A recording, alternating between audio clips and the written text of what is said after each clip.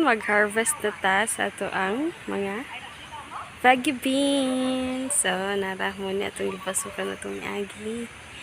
So, ato siyang harvestan. Nara. Okay, story time sa ta. Simple lang kaayo ang pag-harvest sa baggy beans. So, imuhang piliun katong medyo makita na ang iyahang ang iyahang liso. So, parehaan na. So, ato ang makita dira nga inana lang ang pag-harvest sa bagyo beans. Imo lang siyang piliin. Ang kaniding bagyo beans inyong pangak mama kanang lisod kaayo ni sila ipasunod no sa ilahang kabita mo na ibag-o nga kanang tubo nila o salingsing lisod kay na siya ipasunod. So kailangan nimo siya nga kung naa kay makita imo na pud dayon siyang kung anon ipasulod na pud atong tuwain. Makita sad ninyo nga sagbutan dira mo tong karaan na namo nga kuan yung mga tanom nga bagyo beans. Pero kani mo ni siya marag tulunan namo ni nga harvest ani sa iyaha.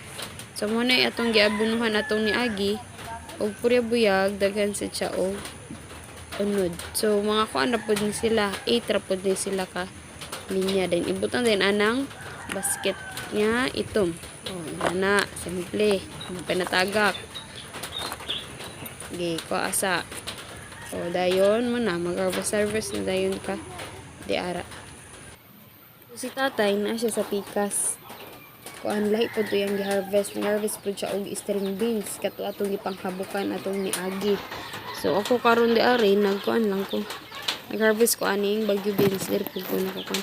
So dito sa unahan ana kato di ara na po dira na po din tamang harvest. Pero ang kaning bagyo beans wala jud kayo ni siya dahon. Pero kung bunga lang imong hisgutan daghan ni siya og bunga.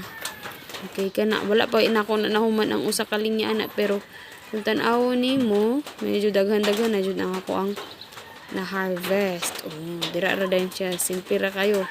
Ibutang lang din nimo siya di ara sa kuan. So karon ang kilo day sa bagyo beans diari sa amo akay 30 per kilo. Napajoy string beans nalahi ato diya po ng harveston. So inani ang gabuhaton kay di ba lisod man kayo na pasundon ang mga bagyo beans.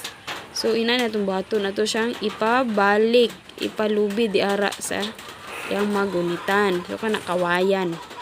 Ug syempre giuban na nasad ko sa kumanghod kay gipatabang na jud nako siya nagkarbi siya pipino nagyan pa mi pipino di ari unya na pa jud pero kana siya sagbuto na sa jud siya kailangan na siya kuanan ka ng limpyuhan o di ikaw nasad kay kapoy nako so kana na pod nasa dayon.